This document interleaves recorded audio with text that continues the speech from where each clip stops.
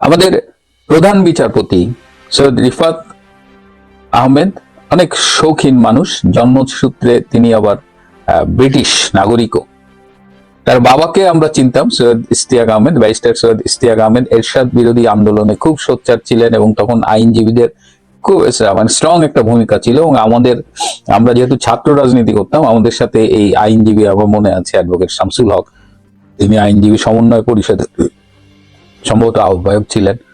তো এই doctor Kamal Hossain, barrister Amirul Islam, Syed Ishtiaq, এদের সবার সাথে আমাদের একটা যোগাযোগ থাকতো। আমরা খুব মানে আমাদের মেডিকেল কলেজের প্রোগ্রামে তারা আসতেন, বিভিন্ন প্রোগ্রামে অতিথি হয়ে।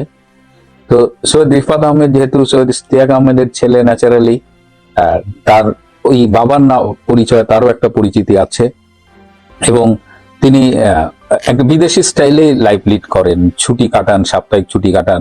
আমাদের বাংলাদেশে যেমন যারা কাজ করে, প্রধান বিচারপতি দেখা গেলো সপ্তাহে 7 দিনই কাজ করছেন, ব্যারিস্টার এই সৈয়দ রিফাত আহমেদ আবার সেই লাইনের লোক না, তিনি নিজের মতো করে থাকেন, খুব ইন্ট্রোভার্ট একটা মানুষ। এবং তার লিমিটেড একটা সার্কেলের বাইরেও তাকে খুব বেশি দেখা যায় না। তো এই মানুষটা হঠাৎ করে আবার আলোচনায় এসেছে যে মার্কিন যে চার্জ দ্য অ্যাফেয়ার্স আছে বাংলাদেশে, ট্রেসি অ্যান্ড জ্যাকবসনের সাথে তার একটা সম্প্রতি বৈঠক হয়েছে। এই বৈঠক নিয়ে আমাদের পত্রিকাগুলো প্রথমে খবর দিয়েছে যে সৈয়দ রিফাত আহমেদ রাষ্ট্রদূতের বাসায় গেছেন, যে ভারপ্রাপ্ত রাষ্ট্রদূত ট্রেসির বাসায় গেছেন। কিন্তু পরবর্তীতে দেখলাম যে এই নিউজটা চেঞ্জ করে বলা হচ্ছে যে ট্রেসি রিফাত আহমেদের বাসায় এসেছেন। কোনটা সত্য এটা নিয়ে এখন একটা সন্দেহ দেখা দিয়েছে। আমি অবাক হব না যদি আমাদের সৈয়দ রিফাত আহমেদ প্রধান বিচারপতি ট্রেসি অ্যান্ড জ্যাকবসনের বাসায় যান, কারণ তিনি একটু ডিফারেন্ট টাইপের মানুষ। তিনি কিন্তু ওইসব প্রোটোকলের জন্য বসে থাকেন না। কারণ আমি জানি যে এর আগেও তিনি 2-3 বার এই যে আমেরিকান এম্বাসির বিভিন্ন প্রোগ্রামে গেছেন। এমনকি তিনি হয়তো খবর পেয়েছেন, যথাযথভাবে তিনি ইনভাইটেড না, তিনি ফোন করে বলছেন যে আমি আসতেছি, এবং ওখানে কালচারাল প্রোগ্রাম অ্যাটেন্ড করছে। তো এই কাজটা উনি করেন, হ্যাঁ। এবং এটা নিয়ে মাঝে মধ্যে আমাদের লোকজন একটু বিব্রত বোধ করে। সুতরাং তিনি যদি ট্রেসির বাসায় যান, আমি অবাক হব না। আবার ট্রেসি যদি তার বাসায় আসেন, পুরো বিষয়টা আসলে মানে এখন ট্রেসি যেভাবে ছড়ি ঘুরাচ্ছে, ট্রেসি ডাকলেই চা খাইতে চলে যাচ্ছে আমাদের আলী রিয়াজ বলেন, বদি মজুমদার বলেন, আর এনসিপি বলেন, মানে ট্রেসির ডাক পাওয়ার জন্য মনে হয় এক পায়ে খাড়া হয়ে আছে আমাদের রাজনীতিবিদরা বা আমাদের বাংলাদেশের কিছু লোকজন। যাই হোক, সৈয়দ রিফাত আহমেদকে কেন ডাকলেন? সৈয়দ রিফাত আহমেদকে আসলে ডেকেছিলেন বেসিক্যালি বর্তমান যে বাংলাদেশের অবস্থা, সেই অবস্থায় তারা বুঝে গেছে ট্রেসি অ্যান্ড জ্যাকবসন যেহেতু আমেরিকা বাংলাদেশের এই রেজিম চেঞ্জের পেছনে মূল গুটিটা নাড়িয়েছে, ফান্ডিং করেছে, দীর্ঘদিনের টান তাদের, সো তারা বুঝে গেছে যে ইউনুসকে দিয়ে তাদের পারপাস সার্ভ হচ্ছে না। যা করার করিডোর প্রশ্নে তারা ইউনুসকে বেশ কাজে লাগিয়েছে, কিন্তু এখন আর করিডোরের সেই প্রয়োজনীয়তা নাই, কারণ তারা সরাসরি মিয়ানমার সরকারের সাথেই, জান্তা সরকারের সাথেই ডিল করছে। সো করিডোরের ইম্পর্টেন্সটা কমে গেছে।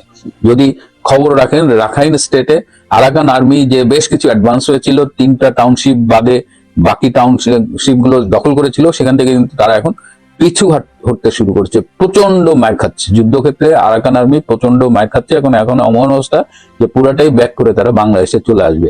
যে কোনো মুহূর্তে দেখবেন যে তারা বাংলাদেশেই মানে বসত গাড়া শুরু করছে। তো এরকম অবস্থায় তো ইউনুসকে দিয়ে হচ্ছে না। ইউনুসের পক্ষে একটা সুষ্ঠু নির্বাচন করা সম্ভব না, এটা আমেরিকা বুঝে গেছে। ইউনুসের যে গ্লোবাল একটা ইমেজ ছিল, সেটা এখন মোটামুটি মাটিতে গড়াগড়ি খাচ্ছে। হ্যাঁ, ইউনুসকে দিয়ে মানে ইউনুসের জন্য এখন আমেরিকার বদনাম হচ্ছে। এখন বিশ্ব মিডিয়াগুলো কথা বলা শুরু করেছে যে এই আমেরিকান ডিপ স্টেটের জন্য বাংলাদেশে যে চেঞ্জটা করা হয়েছিল, সেই চেঞ্জের মধ্য দিয়ে বেসিক্যালি একটা ইসলামিস্ট টেরোরিস্ট রেজিমকেই আনা হয়েছে আর কি।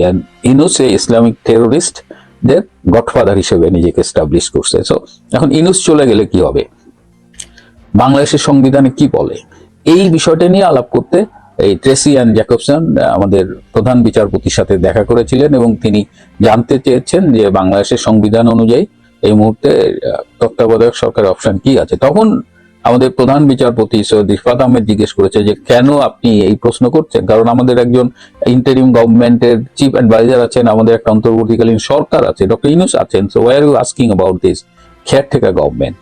তখন তিনি বলেছেন, না, ডক্টর ইউনুস তো পারছে না, তিনি সরকার চালাতে পারছে না, তিনি নিজেও আর থাকতে চাচ্ছেন না, বা এমনও হতে পারে যে তিনি ধরে নিয়ে যে তিনি পদত্যাগ করলেন, তাহলে কি হবে? তখন রিফাত আহমেদ তাকে সংবিধানের, বিশেষ করে রিসেন্টলি যে আবার সংবিধানে তত্ত্বাবধায়ক সরকারের বিধান ফিরে এসেছে সেটির আলোকে তারা আলোচনা করেন। এই কথার ফাঁকে এক সময় ট্রেসি অ্যান জ্যাকবসন বলে, বাই দ্য ওয়ে, যদি একটা কেয়ারটেকার সরকার আসে তাহলে আপনি কি সেই সরকারের প্রধান হতে রাজি কিনা? এই প্রসঙ্গে সৈয়দ রিফাত আহমেদ একদম সাথে সাথেই বলেছেন যে, sorry Tracy, I am not interested. মানে যদি একটা কেয়ারটেকার গভর্নমেন্ট আসে তাহলে সেই সরকারের প্রধান হতে আমাদের সৈয়দ রিফাত আহমেদ আগ্রহী নন। আপনারা হয়তো জানেন যে এই বছরের ডিসেম্বর মাসেই বয়স হয়ে যাওয়ার কারণে সৈয়দ রিফাত আহমেদ প্রধান বিচারপতির পদ থেকে পদত্যাগ করবেন। সো সেক্ষেত্রে ইমিডিয়েট পাস্ট চিফ জাস্টিস হিসেবেও যদি আমরা মনে করি, যদি রেজিম নতুন কেয়ারটেকার গভর্নমেন্ট জানুয়ারিতে আসে, সেক্ষেত্রে সেক্ষেত্রে সৈয়দ রিফাত আহমেদের একটা সুযোগ তৈরি হবে। যাই হোক, এই আলোচনায় যেহেতু সৈয়দ রিফাত আহমেদ নিজে আগ্রহ দেখাননি, সেহেতু ন্যাচারালি এই নিয়ে আর কথা বাড়ায়নি। তাও তাদের যে চায়ের বৈঠক, সেই বৈঠকে মূলত এটি আলোচনা হয়েছে। অনেকেই বলছিলেন যে, আমি ঢাকায় যারা এই সময়ে টক শোতে কথা বলছেন, সামাজিক যোগাযোগ মাধ্যমে কথা বলছেন, তাদের অনেকের কাছেই আমি জিজ্ঞেস করেছিলাম যে এই আলোচনার বিষয়বস্তু কি। তারা কেউ আমাকে বলতে পারেনি এবং তারা বলেছে যে, আমরা কি করে জানবো, এটা তো 1-to-1 মিটিং। তবে তাদের উচিত যে এই বিষয়গুলোতে দেশবাসীকে একটু মানে খোলাসা করা, দেশবাসীর সামনে প্রকৃত তথ্য তুলে ধরা। এইভাবে যেহেতু অনেক মানে অ্যাজাম্পশন হচ্ছে, আমরা যেহেতু দুইজনের মধ্যে কেউ মুখ খুলছেন না বিস্তারিত, সেহেতু আমরা ধারণা করে নিচ্ছি আর কি। হ্যাঁ, তো সে কিন্তু আমি luckily I have a link with this chief justice আর কি, ডিরেক্ট লিঙ্ক না, বাট আমার একটা মাধ্যমে। So I came to know. এবং তখন চিফ জাস্টিসকে জিজ্ঞেস করা হয়েছিল যে তার বন্ধু তো বলেছিল যে, তুমি কেন অ্যাকসেপ্ট করোনি, তুমি কেন রাজি হওনি, এটা তো একটা অনারেবল পজিশন। তখন সৈয়দ রিফাত আহমেদ বলছে যে, রিসেন্টলি বাংলাদেশে যা ঘটতেছে, যে প্রধান নির্বাচন কমিশনারের মুক্তিযোদ্ধা অসত্য তার গলায় জুতার মালা দেওয়া হলো, সাবেক প্রধান বিচারপতি খায়রুল হককে যেভাবে হাত কড়া পরায় জেলে নিয়ে যাওয়া হলো, এবং এই যে অসম্মান, এই যে মবের সামনে পালানো, এইটা তো আগামীতে আমিও হইতে পারি, যে কেউ হইতে পারে। সো আমার কি ঠেকা পড়ছে যে আমি এই রিস্কে যাব? এমনি প্রধান বিচারপতি হয়েছি, ভবিষ্যতে আমাকে কি সমস্যা ফেস করতে হয়। সুতরাং আমি যেচে পড়ে আর এই নতুন করে এই সমস্যার মধ্যে যাব না। সুতরাং বেশ কিছুটা বলা যায়, এমনি আমি শুরুতেই বলেছি, খুব ইন্ট্রোভার্ট, শৌখিন মানুষ। অলরেডি তার বিরুদ্ধে অভিযোগ উঠেছে যে তিনি তার এই ধীর গতি এবং আলস্যের কারণে মামলা জটটা আরো প্রকট হচ্ছে। কিন্তু যারা তাকে ব্যক্তিগতভাবে চেনেন তারা জানেন যে সৈয়দ রিফাত আহমেদ আসলে এরকমই একজন মানুষ। তো সেই মানুষটা প্রধান বিচারপতি হচ্ছেন, তার এটা প্রধান বিচারপতির যে ব্যস্ততা, যে কাজের লোড, এটা মানে এটার সাথে সৈয়দ রিফাত আহমেদের জীবনটা আসলে লাইফস্টাইলটা যায় না। এনিওয়ে, ওনার বাবার কারণে আমরা ওনাকেও একটু শ্রদ্ধার চোখে দেখি। তো এই হলো ঘটনা। এখন বটম লাইন মানে টেক হোম মেসেজ হলো যে, ইউনূসের দিন শেষ, নতুন কেয়ারটেকার গভর্নমেন্ট আসছে। এটা নিয়ে আমি পরের একটা এপিসোডে খুব তাড়াতাড়ি কথা বলবো।